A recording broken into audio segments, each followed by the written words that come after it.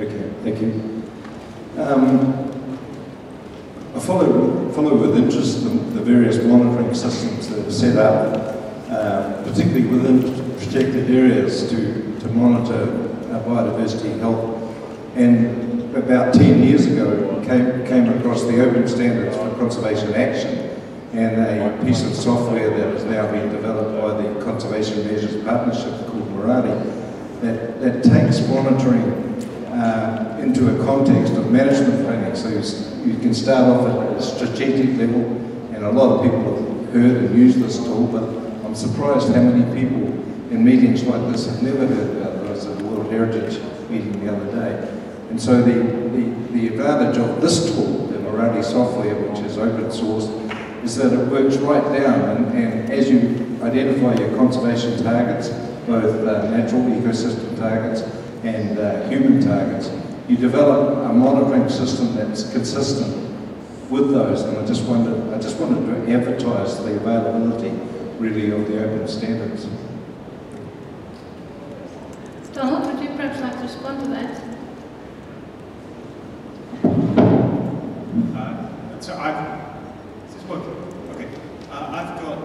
I'm afraid I'm not aware of that particular tool, but I think we have a great need for widespread adoption of tools which do indeed help us to go through all of the scales and all of the stages of planning and assessment that you describe.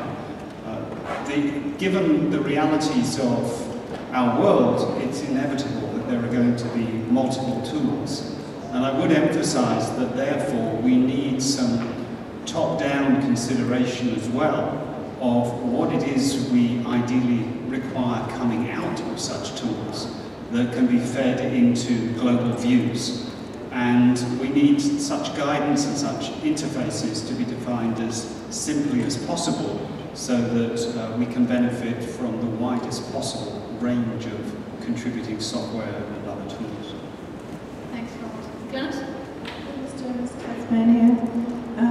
2 points. I'd like to suggest that we established expectations and requirements for measuring and demonstrating the results achieved from investment of resources in parks and conservation management, and possibly through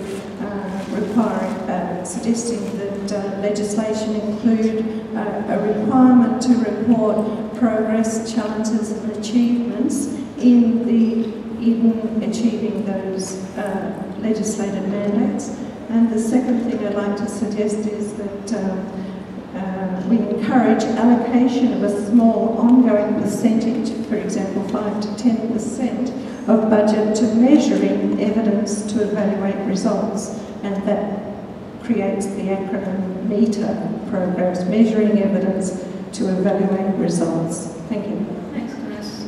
David, would you perhaps like to respond to that? It's in line with your presentation. Yeah, I think a stronger mandate to report on outcomes rather than the outcome being the financial one is the money all spent this financial year is something that we've been trying to get up and running for quite a while and had mixed success. In some cases I think the success has been very good.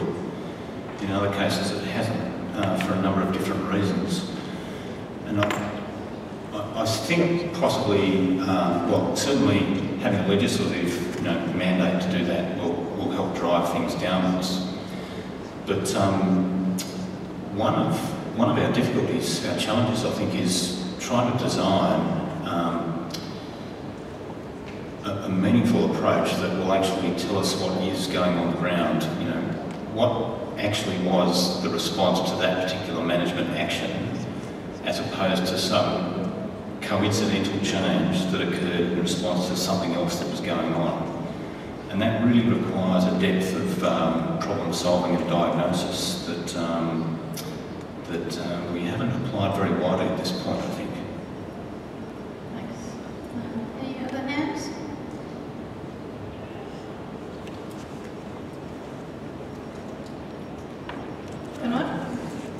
Hi, it's for the whole Woody, you raised that we really need a plan if we want to move forward. Now, I would argue that this might have come up before because I've been running between sessions, and the one session was reaching conservation outcomes in a different board. Maybe that speaks to the priorities in the room, because I think monitoring is essential to that, and now the people trying to reach conservation outcomes are in another room while we're trying to do exactly the same thing.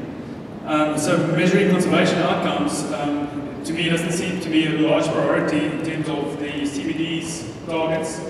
And also, some of the management effectiveness indicators do not incorporate conservation outcomes. And I wonder, if you want to set a plan, how do we set an agenda and ask the right questions that we can really push the agenda towards integrating both remote sensing and in-situ measurements to really determine how protected areas are promoting conservation outcomes. Thanks, Bernard. Simon and Woody, would you like to maybe respond to that? So we're at a really interesting point in technological development right now in time. You know, when the internal combustion engine had just been created and people started building cars, Henry Ford, there were probably 40, 50 car companies alone in the United States alone, replicate that around the world.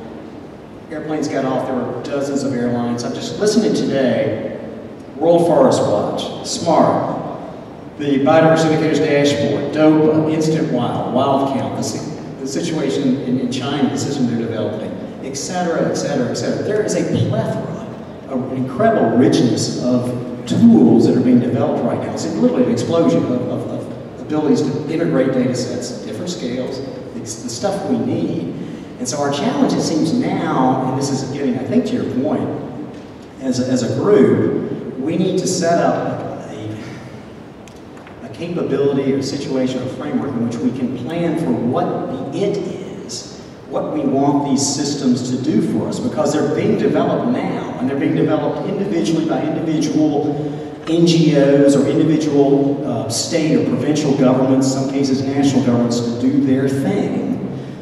But what if we tried to put a global layer on top of that, some global intelligence, and say, okay, for protected areas, top level, to feed IPBES and other international assessments, we need to know these 5 things, 10 things, 20 things, whatever it happens to be. And so that we can start telling that explosion of developers out there that are putting things together for local to regional to national purposes, what we need globally. So we can't do that probably in the next hour, but we can call for this community to do it over the next 2, 3, 4 years, so that by the next Parks Congress we have designed in a system that's up and going that does that globally. I'm not talking about picking winners and losers here, I'm really talking about what the need is to do this stuff globally. And so stepping back from New South Wales, Australia, Asia Pacific, global, what's it take? I think that's a great tangible suggestion of something emerging from the session. Thanks. Simon, would you like to say anything, or should we take the next question? As soon as Woody started talking, I knew I was in trouble. Not because of time issues, Woody, but because you would articulate this much better than I can. But I'm in total agreement. We're at a point now where we've got most of the pieces that we need, particularly from a technical perspective, and in many cases we've got, perhaps if anything, too many competing solutions for how to do parts of that, or even for how to do the integration. So there's a mention of the open standard. I can think of several similar initiatives out there, all badged with different names, but all basically promoting the idea that monitoring has to be well integrated with decision making and so on. So somehow I think we've got to move into a new era where we start working together much better on these things, and rather than sort of all beavering away in our own organisations and agencies, developing what we think is the ideal solution. We need to start talking to each other better and joining forces on this and presenting a consolidated front. just throw it back to Simon, that perhaps the modeling community is the place that can help us understand what those needs are. Now, using the climate analogy that Donald put forward in his talk, it was the global climate modeling community that basically ended up telling the observations community what observations they needed to do the global climate and regional climate modeling to get the answers for the IPCC process. So perhaps, not to throw it all back into modelers' laps, but there is a potential there for that community to speak more broadly about, at the largest scales, what kinds of parameters, covariates you need to understand the changes in biodiversity. Would anybody like to respond quickly to the point that was made there about management effectiveness and biodiversity monitoring and the interface between the two?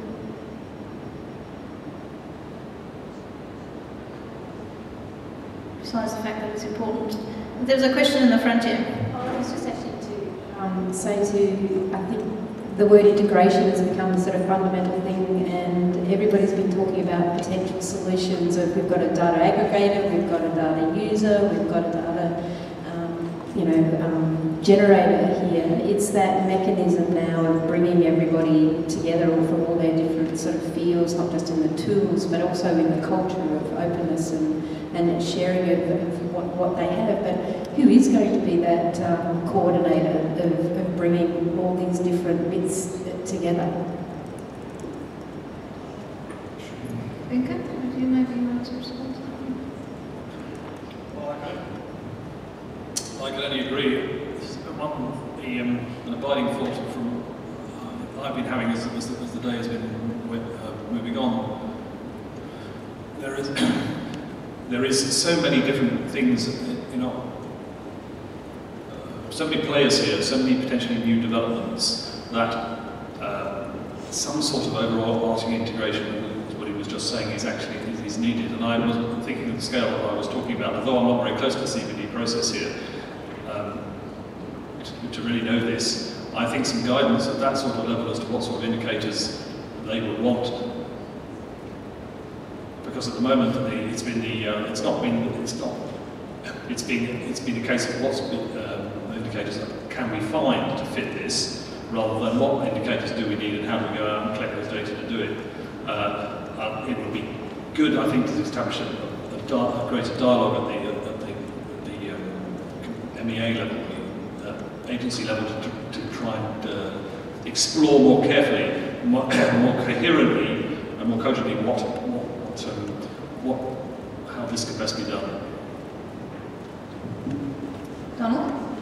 Yeah, I think the last two responses have in some ways shown that there is a complication here that we've got to address. One is that I would fully agree with Lincoln that what we really need is to get to the point where there is a clear message that can be established at the level of the MEAs, the CBD, and then passed down through IPBES as to fundamental things that we should be trying to record and model at a global scale.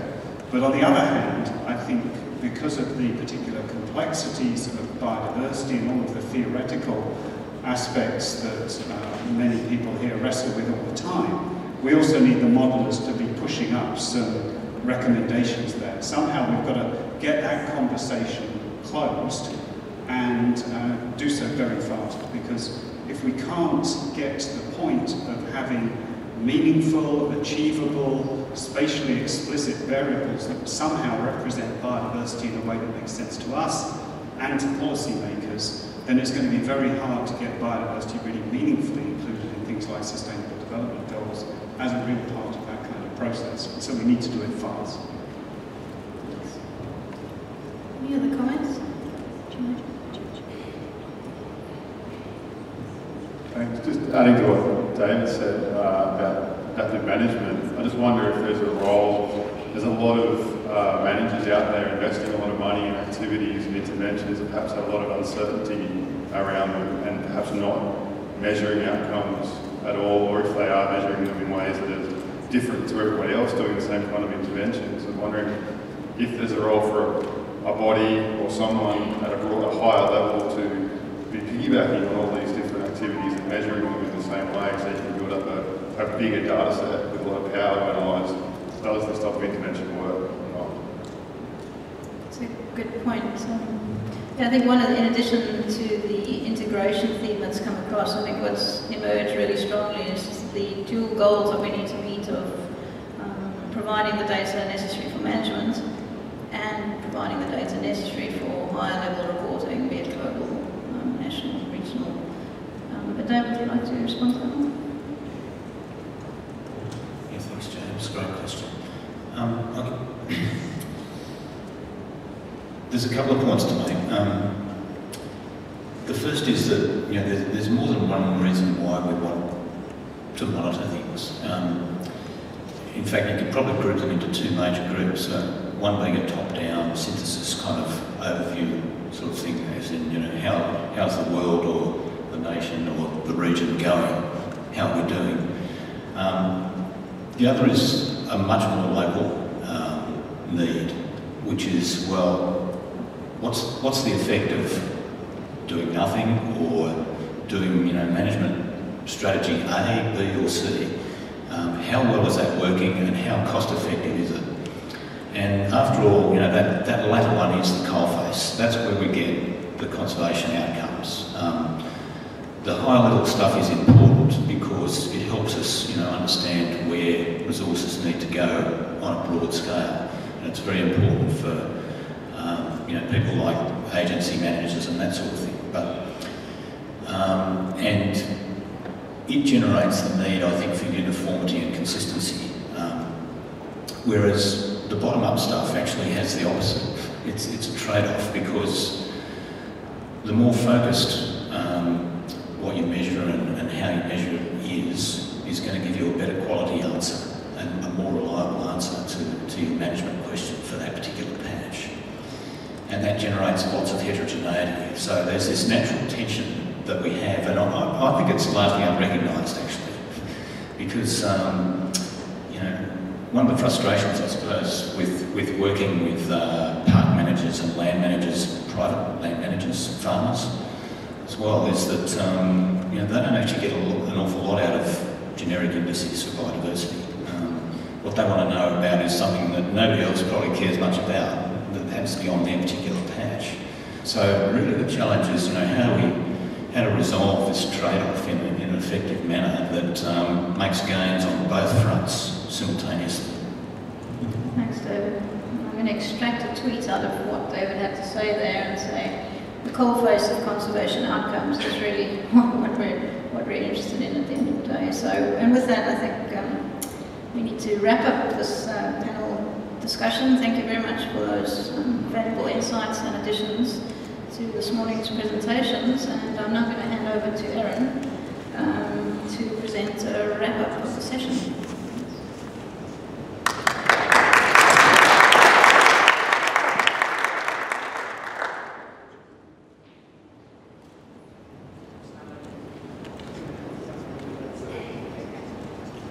We have 2 minutes while Erin loads his wrap-up. He's been beavering away trying to pull all of these ideas together. So if there are any additional questions while we wait. What's my name? Everyone? Maybe just going back to what you mentioned, clearly there's an increased fragmentation in the amount of applications we use. We have essential biodiversity narrators, but we are having critical biodiversity infrastructures. Who is going to host this information as a service to the other ones? It is something that is never addressed. Tools that people actually want to use essential information, but they do not have the capacity to serve it as a service of others to develop the public trainings. I think it's maybe. I don't think it will ever happen that we have one information system with one application with one product and too many different end users, but everybody is using the same data. But the access to the data really remains a challenge for exclusionary reasons for the state. Technical reasons, so we need maybe also think about getting critical biodiversity infrastructure up and running. Critical biodiversity infrastructure, absolutely. Yes.